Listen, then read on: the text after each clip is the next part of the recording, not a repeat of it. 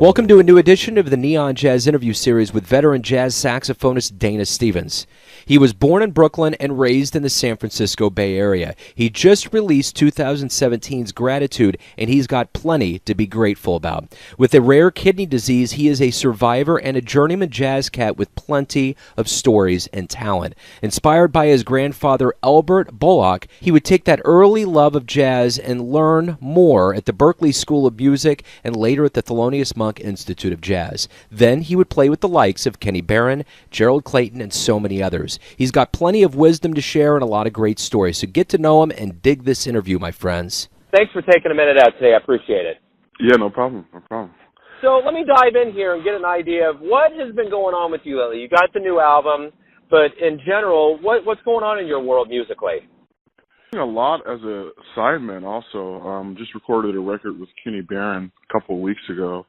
I'm not quite sure when it's going to be out, but it's going to be out on Impulse maybe, I don't know, later this year. Just, I played with Fred Hurst this year also at the Vanguard, doing some touring with Billy Childs coming up, a small handful of big band gigs. Just happened and a couple that are happening in the future. So I've been writing for big band and also working on I'm already looking for the next record. I'm writing music for my Iwi project that I have with Gilad Hexelman. So it's quite a bit of stuff, man. Yeah. Now that I'm actually able to do all this and travel and stuff, I'm just doing everything I can do. So. Yeah, man. Yeah, it's a busy slate. It seems to me as though the big band has to be kind of a separate thrill. They have such a big organism. Is there something special about that for you? I've always loved big band. I got my start really in jazz music playing big band. And it's always been a daunting task, a daunting thing to look at doing. But I finally just did it. I started writing charts a couple of years ago. And it's a long, lengthy process, but I really enjoy it. It's very gratifying when it all comes together. Right on. It seems as though the title of this album, based on your work flurry, is that you have gratitude for where you're at, what you've done in your musical life. So let me ask you this. This album stays in the tradition of you evolving as a jazz musician. Talk to me about what kind of the motivating forces behind this album and how you feel about it now that it's out. Yeah, well, when I recorded the album, I was actually still going through my health challenges, as you may know. Man, just being able to actually fully do what I love without any restrictions is amazing. And honestly, the gratitude comes in because so many people helped me through those 6 years. And also, obviously, the gratitude could mean many things.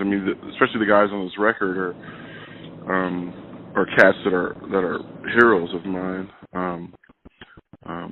Much gratitude towards that. The musical family. I don't know, man.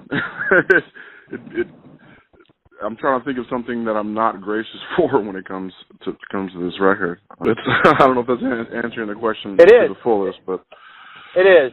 And I'm going to piggyback off of that. You do have a rare kidney disease, FSG, and I was wondering how that, obviously you kind of answered a little bit, how does that play in your entirety as a human being, and how does that affect your music, and how are you? You had mentioned that, it's been a long road.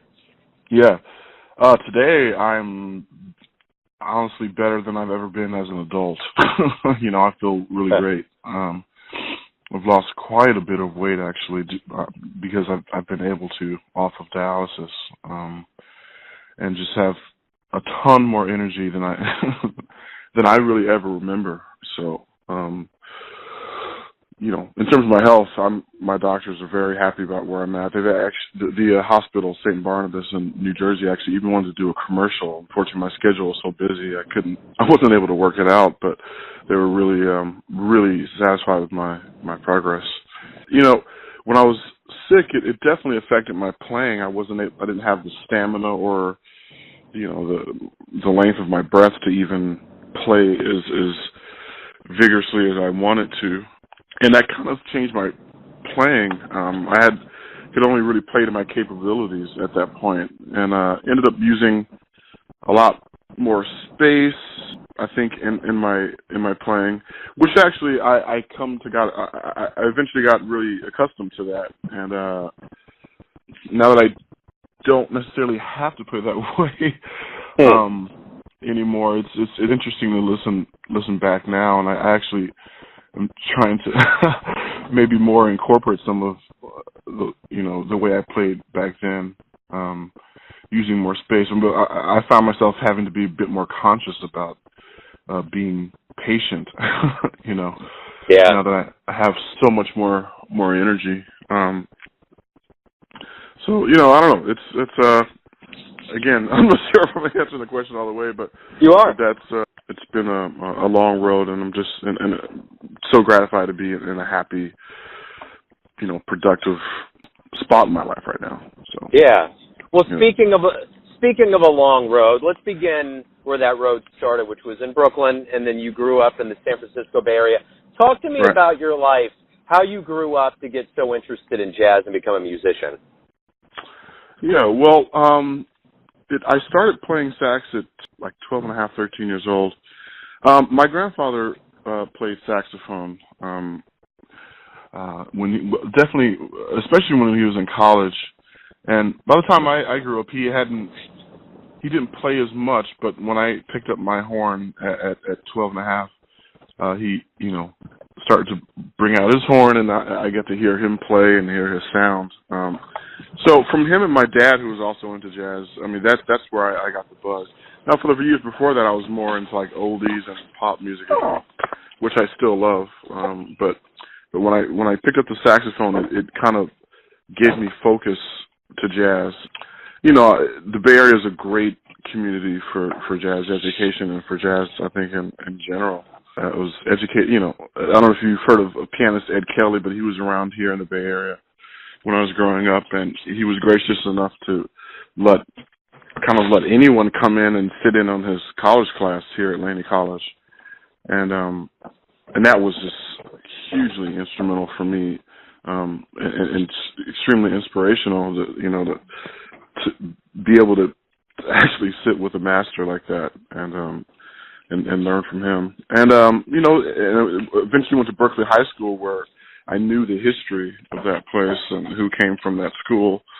And then from there went on to Berklee College of Music, and then the Thelonious Monk Institute. And so it wasn't something I was very into as a very young kid, but once Sonny Rollins' album, The Bridge, was my real first introduction to jazz, and that still is my Desert Island record. And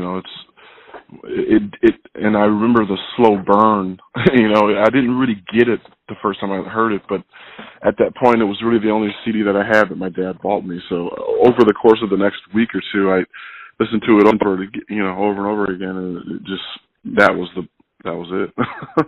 Right on. Yeah. Right on. Well, let me ask you this. The one thing that was very evident in your bio and in your history is that your grandfather, Elbert, was a big, huge, significant hero for you musically. Why was that?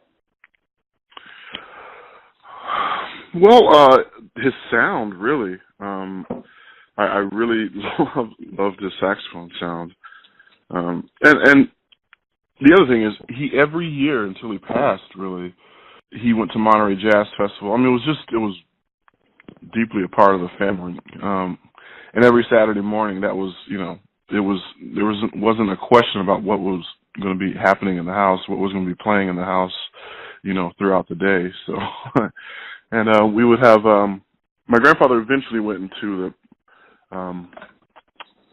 was on the parole board here in California. I'm actually just visiting home right now, so I keep saying here.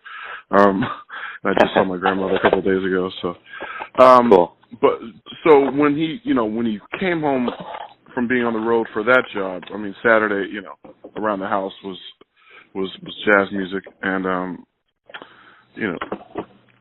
I don't know, man. I love his. I have a lot of his old records, that he collected through many years. And he had we would go out on the river sometimes. He had a boat that we would go out on many weekends throughout the year.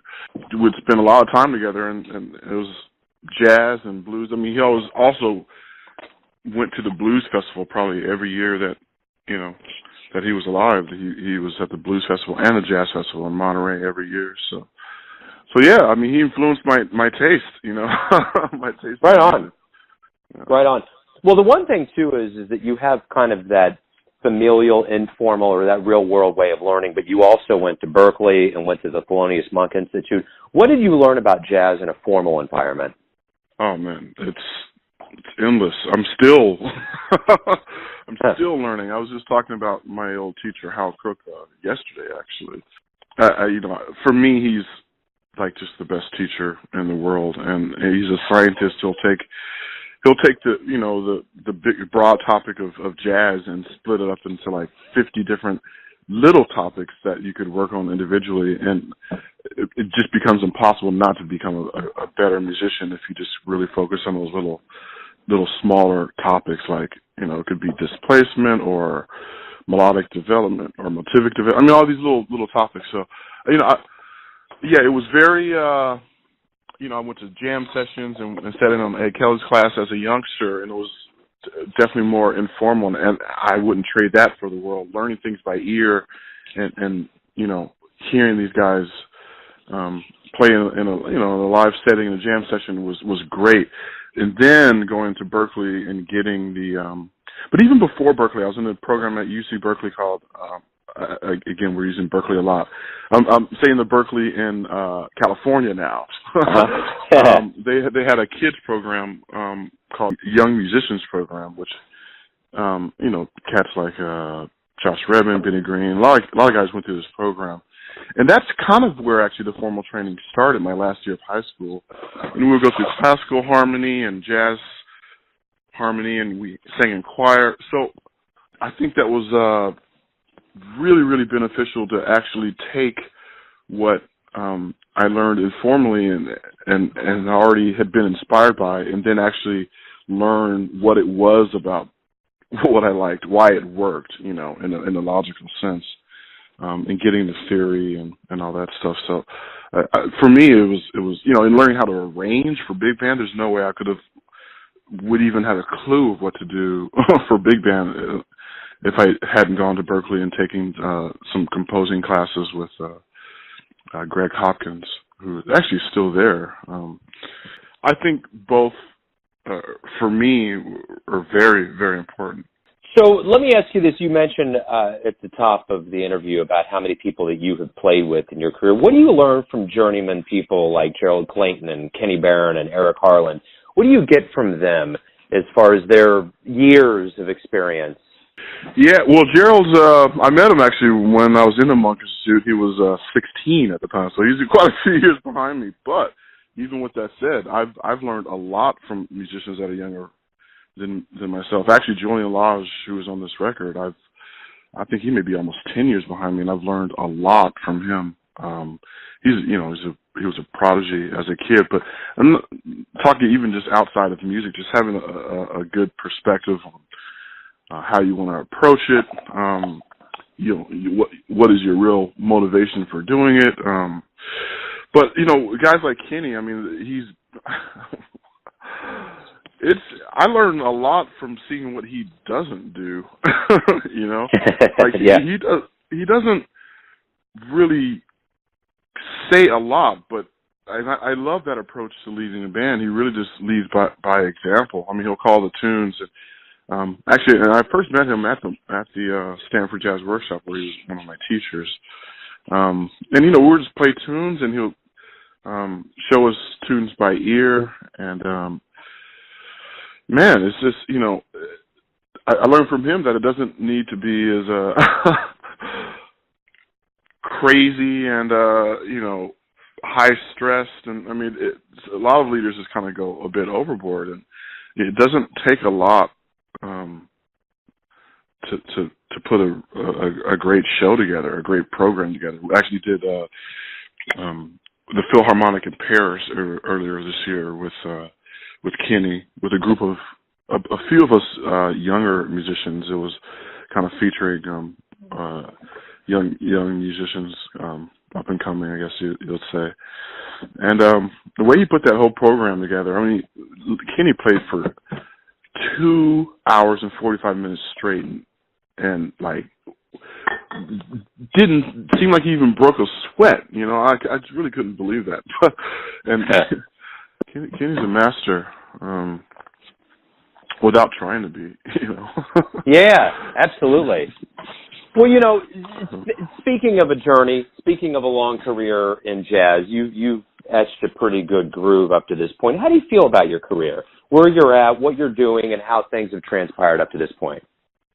I'm happy with my progress thus far. I'm definitely anxious to keep on evolving. I mean, I'm always aware of ways I can be a better musician, or not even just a better musician, but just expand what I've done thus far, you know.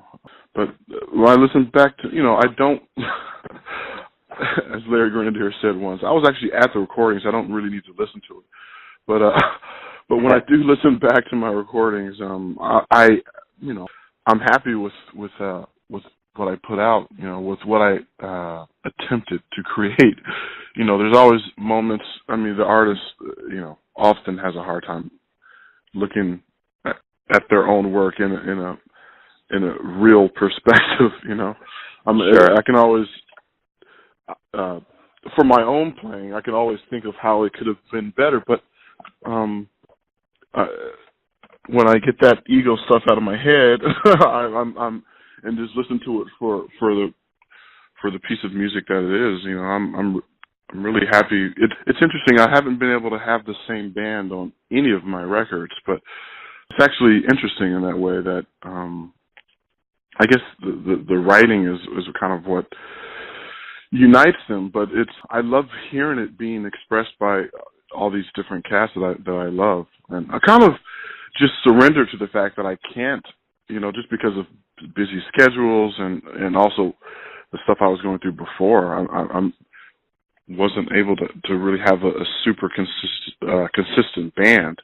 I've actually kind of surrendered to that and actually have gone to appreciate, you know, the pluses and minuses of doing it that way. And you know, the pluses I get to play with. You know, I've had a chance to record with a lot of great musicians. You know, Eric Harlan, Justin Brown, Donald Edwards, Bill Stewart on drums, you know, for a lot of these different records, Akira Tana. And then bass players, you know, Larry and Joe Sanders, Ben Street. These are all guys that I love and love on many records. And, you know, just to have a chance to record with all these guys over the years has been great. You know, the other thing about you, too, is that you're a teacher at Manhattan's New School and Stanford. What is your philosophy with students? What do you want to give them? Well, my main thing is giving them tools to better express what they want to express. And also, I mean, mainly I push for students having their own voice. I mean, we all have the same 12 notes available to us that we've had for 1,000 years, but the beauty of music is that it can be very individualized, especially when it comes to jazz. So I just want to give them the tools of you know, that make music, that music is made of, you know, or should I say the tools that help them express, you know, express the music on a clearer, more specific level. The end goal is to have their own approach to it. So, and basically, honestly, that comes with just not having only one source of inspiration. Like, I only love John Coltrane, or I only love one person, or this kind of music. And I feel that uniqueness comes from having exposure and having inspiration from a variety of players. A variety of perspectives. You know, when you mix Lester Young and Michael Brecker, you're going to get something unique. You know, Absolutely. if you can find yourself being as inspired as to both of those guys, as I am. And I love both of those guys. I personally, I wouldn't even want to compare one being better than the other. They're just very different, but they're very unique. So, that's really it. I mean, the fundamentals of harmony, it does slightly evolve over time, but it's pretty, it kind of is what it is. And once you get that, just do the homework of getting the foundation, the harmonic foundation that we need in the rhythmic vocabulary from a lot of different cultures, and then go at it.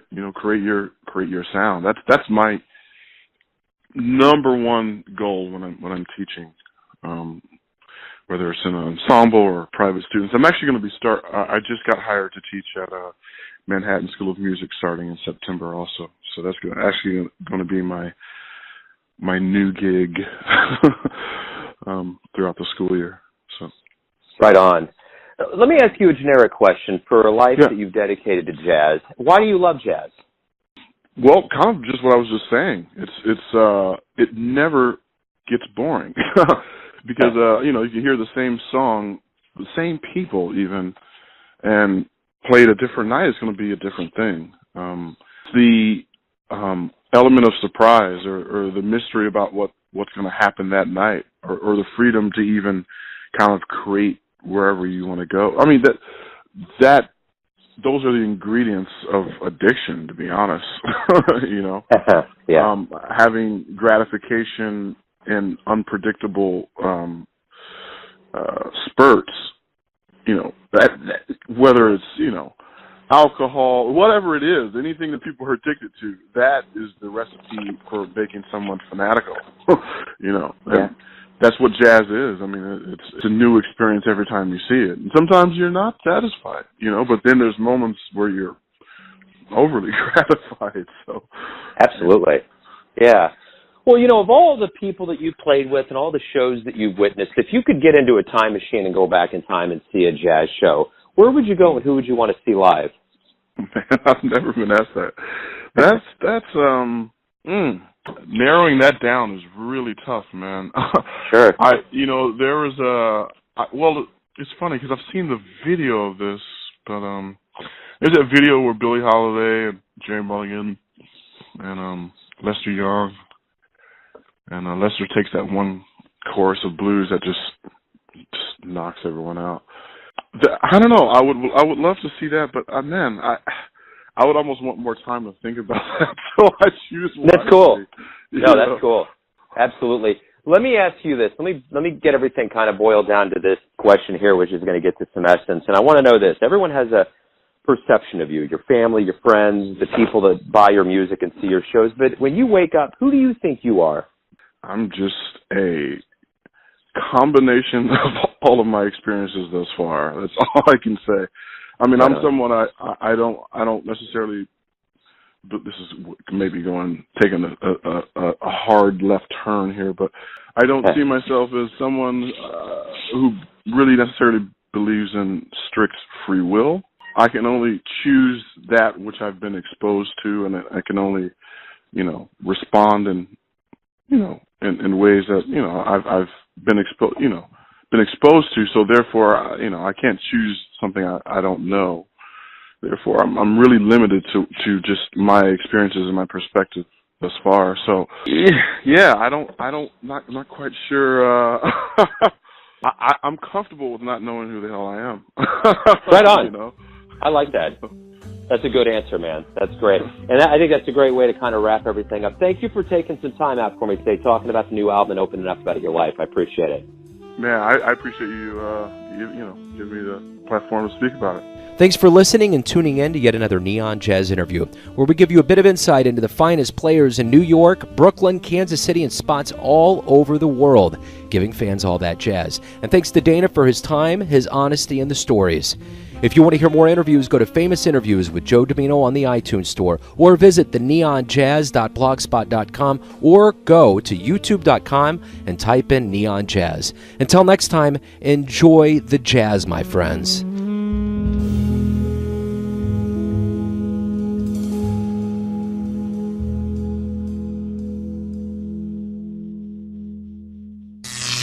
Neon Jazz.